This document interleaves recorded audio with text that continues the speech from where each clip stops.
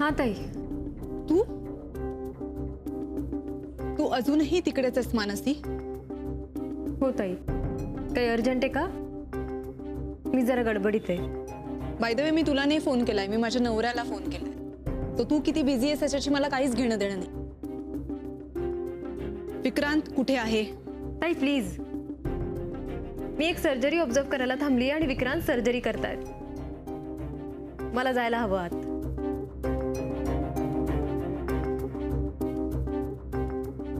I hate you या विक्रांत. केव्हापासून वाट बघतेय मी. तू येशील आणि माझी माफी मागशील, पण तुझ्या तर लक्षातच आलं नाही. सर्जरी करत बसला. मोनिका, येऊ का?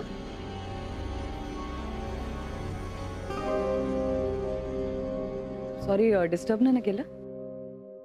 नाही, इट्स ओके. ते ऍक्च्युली वहिनी म्हणाल्या की तू जरा अपसेट आहेस, तर म्हटलं जाऊन गप्पा मारूया तुझ्याशी, म्हणजे जरा मूड चेंज होईल.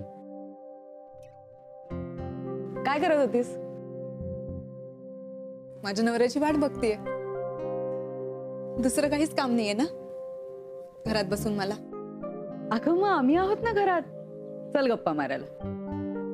हे बघ, तुला असं कधी एकटं वाटलं ना तर हाक मारत जा, बिनधास्त. गीता काकी, जर मला असं वाटत असेल की माझा एकटेपणा माझ्या नवऱ्याने घालवावा तर? पण खूप बिझी असतो ना माझा नवरा, मला विसरू. नाही, बरोबर आहे तुझं म्हणणं, पण त्याचं कामच तसं आहे ना ग. आणि खरं सांगू का, आम्हाला तर सवय झाली. तुमचं ठीक आहे गीता काकी, मी फक्त प्रेग्नंट आहे ना म्हणून वरवर काळजी दाखवायची, पण वेळच देत नाही तो मला. त्याचं काय? मी काही मदत करू शकते का तुझा मूड चांगला व्हावा म्हणून? पाणीपुरी करूया आपण. आय विश माझ्या नवऱ्याने एवढा विचार केला असता माझा मूड चांगला करण्याचा. विक्रांतने तो कधी येतोय सांगितलंय? तेच तर माहित नाहीये ना मला, म्हणूनच तेवढी चिडचिड होते माझी. गीता काकी, please, if you don't mind, मला इकडे एकटं बसायचं आणि विक्रांतची वाट बघायची, प्लीज. ओके, पण प्लीज फार विचार करू नकोस, नाही तर त्रास होईल तुला. It's not good for you.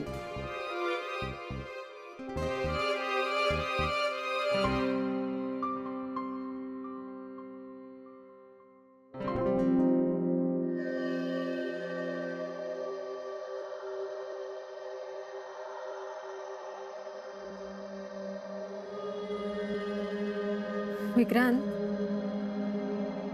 आजची सर्जरी खूपच कॉम्प्लिकेटेड होती ना? हो. एक विचारू? विचार ना. कधी भीती नाही वाटत अशा सर्जरी करताना? म्हणजे किती मोठी जबाबदारी असेल ना? जबाबदारी असते म्हणूनच भीती नाही वाटत. आणि घाबरायचं कशाला? माझ्या मनात हे असे निगेटिव्ह विचार कधीच येत नाहीत. खरं तर ऑपरेशन सुरू होण्यापूर्वीच मला त्या पोटातल्या बाळाचा हसरा चेहरा दिसायला लागतो. पेशंट्सनी इतकी छान छान स्वप्न पाहिलेली असतात ना, आणि मला ती मरू द्यायची नसते. कसं आहे ना मानसी, डॉक्टर एकदा स्वतःच्या डोळ्यांनी पेशंटची स्वप्न पाहायला लागला ना, ऑपरेशन फेल नाही होत. Wow, nice philosophy. मी आजवर कित्येक डॉक्टर्सच्या क्रिटिकल अनुभवांविषयी वाचलं होतं, पण हे असे विचार मी पहिल्यांदाच ऐकतेय. ऑपरेशन करताना त्या बाळाला आपण ओ द्यायला लागलो ना की सगळं सोपं होतं. अरे बापरे, डबा असाच राहिला? आता तूच सांग, तू म्हणत होतीस ना की सर्जरी पूर्वी डबा खायला हवा, नाही खाल्ला तर असं होईल तसं होईल. झालं का तसं काही? त्याचं कारण आपलं सगळं लक्ष त्या गोष्टीकडेच होतं, आणि जेव्हा ती गोष्ट पूर्ण झाली त्यातच आपली अर्धी भूक भागली. मग उरलेल्या अर्ध्या भुकेचं काय? ती हा डबा खाऊन भागवायची. म्हणजे भूक लागलीये, मग सांगितलं का नाही? तुला पण भूक लागलीच होती ना, तू तरी कुठे सांगितलेस? चला आता ऑपरेशन सक्सेसफुल झालंय, ह्याची ट्रीट आपण आईचा डबा खाऊन एकमेकांना देऊन टाकू. चला. 2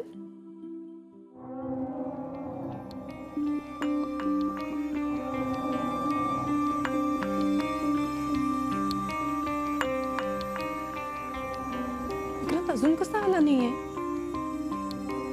एवढा उशीर?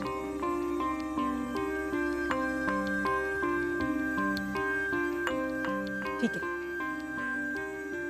आता मी सुद्धा झोपणार नाही. It is so inspiring. मी तर रात्रभर गोष्टी ऐकत बसू शकते. कॉलेजचे ते दिवस म्हणजे गोल्डन डेज होते माझे.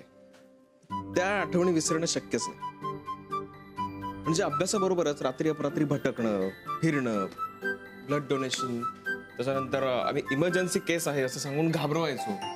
म्हणजे प्रॅक्टिकल जोक्स पासून प्रँक पर्यंत सगळं केलं. काय सांगता? हो. एक minute. Blood donation, emergency operation ठीक आहे, पण प्रॅक्टिकल जोक्स आणि प्रँक्स तुम्ही? एकदा माहितीये, माझ्या एका डॉक्टर मित्राला आम्ही सगळ्या मित्रांनी फोन केला आणि सांगितलं की इमर्जन्सी केस आहे, लवकर या. आणि ज्या ठिकाणी त्याला बोलावलं ना, तिथे आम्ही सगळ्यांनी गुंड बनून त्याच किडनॅपिंग केलं. एकदा आहे ना, एक भोंदू डॉक्टर होता. त्याचा भोंदूपणा उघड करण्यासाठी आम्ही काय केलं माहितीये? एका पेशंटचं भूत बनून त्याला घाबरवलं होतं. हो. तेव्हा आहे ना, आम्हाला कशाचीच भीती नसायची. दिवसभर मान मोडेपर्यंत अभ्यास करायचा आणि मग रात्री अशी धमाल करायची. चॅलेंज हा खेळ होता आमच्यासाठी. म्हणजे मार्क्सचं चॅलेंज, एखाद्याला मदत करण्याचं चॅलेंज, त्यानंतर एखादी किचकट केस असेल तर ते सोडवण्याचं चॅलेंज. चॅलेंज साठी काहीही करायचो आम्ही. तेव्हा आमचे डीन होते डॉक्टर दीक्षित. ते इतके हुशार होते ना आणि तितकेच मिश्किल. ते आम्हाला नेहमी सांगायचे की बाळंतपण करणारा डॉक्टर म्हणजे डिलिव्हरी बॉय असतो. त्याने कधीच घड्याळ लावून काम नाही करायचं. तेव्हापासून रात्र ही झोपण्यासाठी असते, ही गोष्टच मनातनं काढून टाकली. डिलिव्हरी बॉयला कसं, तो थकला असेल, खूप उशीर झाला असेल, तरी सुद्धा वेळेवर डिलिव्हरी केली की किती आनंद होतो. तसंच आहे, आपण कितीही थकलेलं असू दे आणि एखादा इमर्जन्सीचा कॉल आला ना, की सगळा थकवा पळून जातो. मग तहान, भूक, डबा हे काहीच लक्षात नाही. काय झालं? काही नाही. आज खरंच गोष्टींवर गोष्टी, आठवणींवर आठवणी ऐकतच राहावंसं वाटतंय. चला मग कुठे? घरी जाता जाता ऐकवतो. कारण क्षणभर ह्या आठवणी सांगता सांगता मला सुद्धा बाहेरच्या जगाचा विसर पडलाय. विसरलाच आहेस तुम्हाला. मी तुझी इतका वेळ वाट बघते ही गोष्ट लक्षातच येत नाहीये तुझ्या. खरंच वाटलं नव्हतं तुम्हाला एवढं ग्रँटेड घेशील विक्रांत. माझी समजूतही काढावीशी वाटत नाहीये तुला. या बाळामुळे अडकले मी.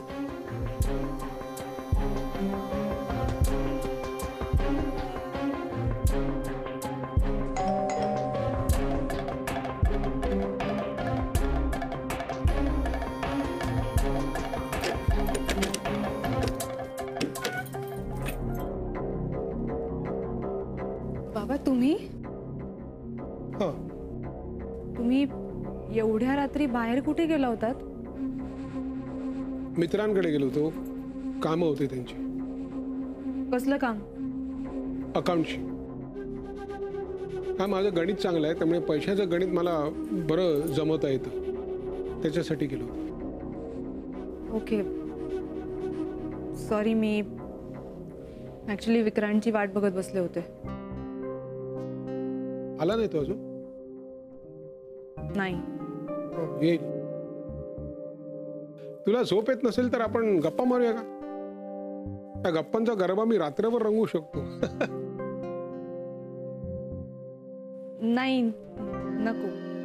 नाही, मागच्या वेळेला मी असाच उशिरा आलो, तुझ्या बहिणीने मानसीने दरवाजा उघडला 5च मिनिटं, पण काय सुंदर गप्पा मारल्या म्हणून म्हटलं. नाही नको. नको, मला आता इंटरेस्ट नाहीये. बरं. मी रूम मध्ये जाते.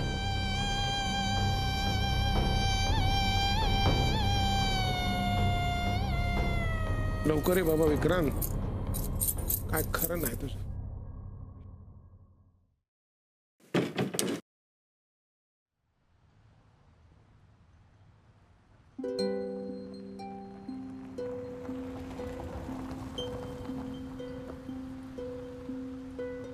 काय झालं? जुनी आठवण अचानक डोळ्यांसमोर आली. इथे इथेच ते बघ.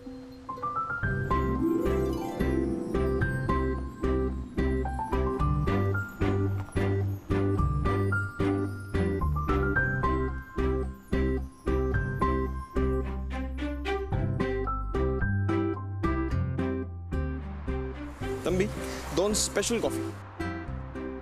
रात्री इथून आपण जाताना जर ही कॉफी घेतली नाही तर पाप लागतं. खरंच मी खोटं का बोलेन? सध्या तरी असंच वाटतंय. विक्रांत, तुम्ही पण ना, तुम्ही? आय मीन तू पण ना. That's better.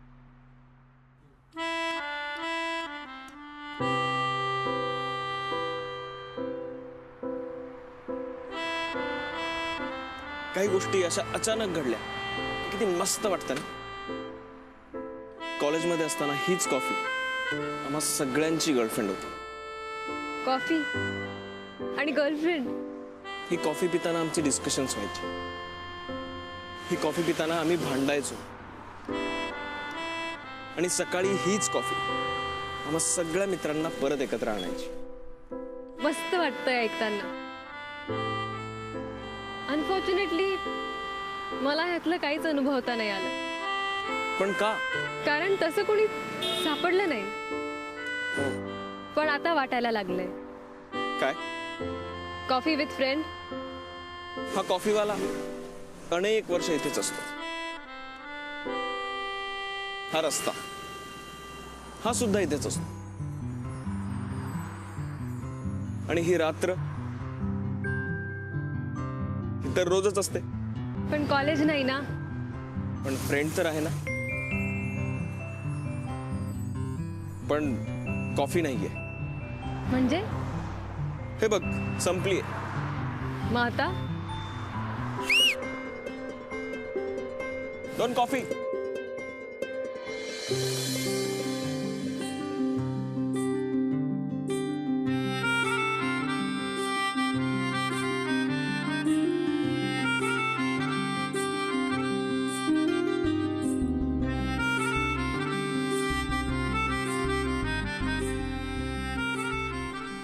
कॉफी संपली.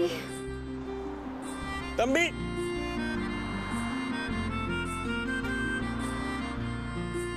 तंबी, मी घेऊन येतो. ओके.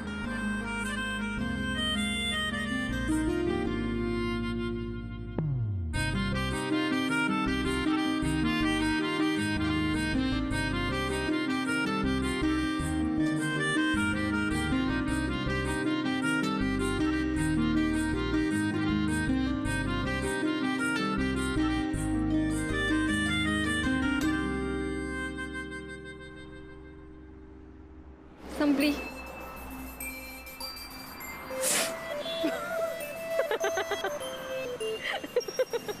तू हसतेस काय? मग तू मार शिटी. मी कशी? नाही, मार ना. हसता येतंय ना तुला. तू मार. मला नाही मारता येणार. मार. ओके.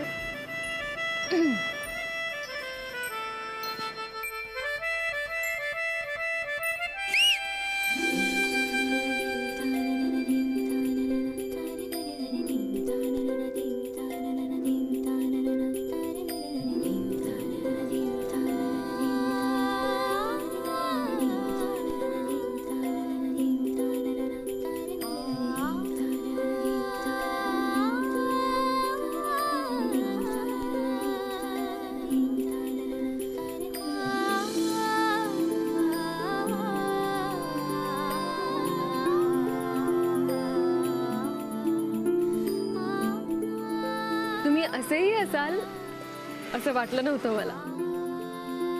चला निघायचं. तू जा अगोदर.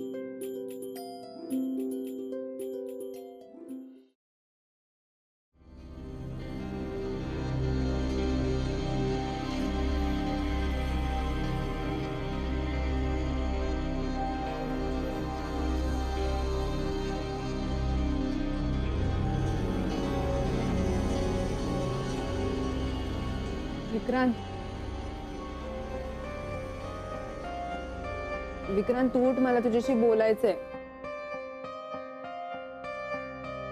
विक्रांत,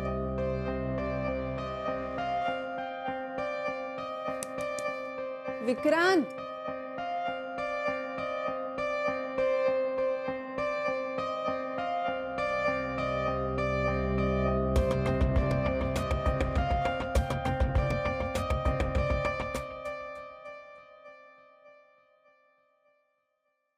अरे वा, अरे छान आहे. काय नाही म्हणा, फिरायला जाऊया. आत्ता अगं आत्ता नाही ग, हे बघ छान स्कीम आहे. 1-2 दिवस असं फिरायला जाऊ बाहेर कुठेतरी. आता ना विक्रांतला बाळ झालं ना की त्याला फिरवायची जबाबदारी तुमची बर का. अगं मी काय बोलतोय, तू काय ऐकतेस? काय बोलत होता तुम्ही? काय म्हणत होता? नाही म्हणजे माझं लक्ष नव्हतं. समोरच्याचं ऐकणं सुद्धा एक कला आहे, माहितीये ना. आपल्या मानसिकडे ती कला आहे. मी परत तिला सांग ये, आम्ही तुझ्याच बहिणीबद्दल बोलत होतो. मानसी आहे ना, तिच्याकडे समोरच्याचं ऐकण्याची एक कला आहे. काय केलं मोनिका? नाही म्हणजे तुम्ही दोघी बहिणी एकत्र मोठ्या झाल्यात म्हणून तुला माहिती असेल, आहे ना. ऍब्सोल्युटली बाबा. समोरच्याचं ऐकून घेण्याची कला आहेच, पण समोरच्याला ऐकवण्याची कला सुद्धा नवीनच डेव्हलप झाली. असा अभिमान पाहिजे बहिणीचा. मी आतमध्ये चहा करून ठेवलाय, तेवढा घे. हा थँक्स. बघ, याला म्हणतात संस्कार. थोडा सूर चुकलाय.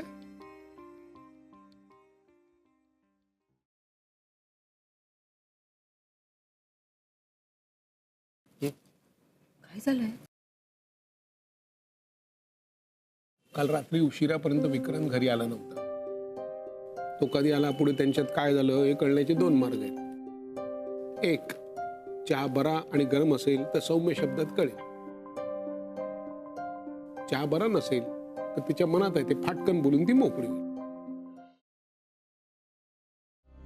अगो बाई, एवढ्यात झाला चहा घेऊन? थंड होता,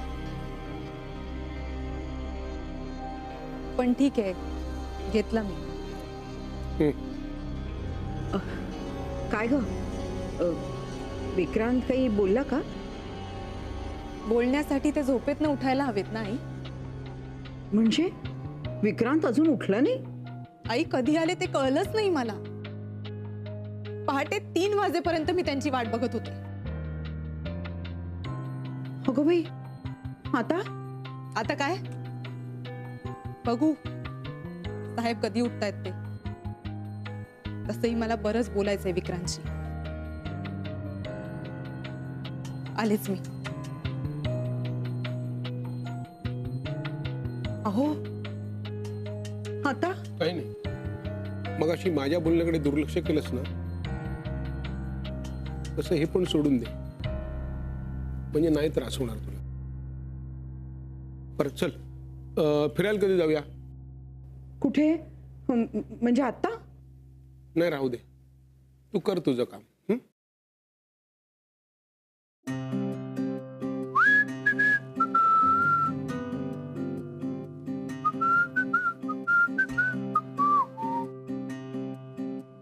चहा घेणारस का कॉफी? कॉफी? अजून आठवडाभर तरी मला कॉफी विचारू नका. म्हणजे कंटाळा आलाय असं नाही, पण तरी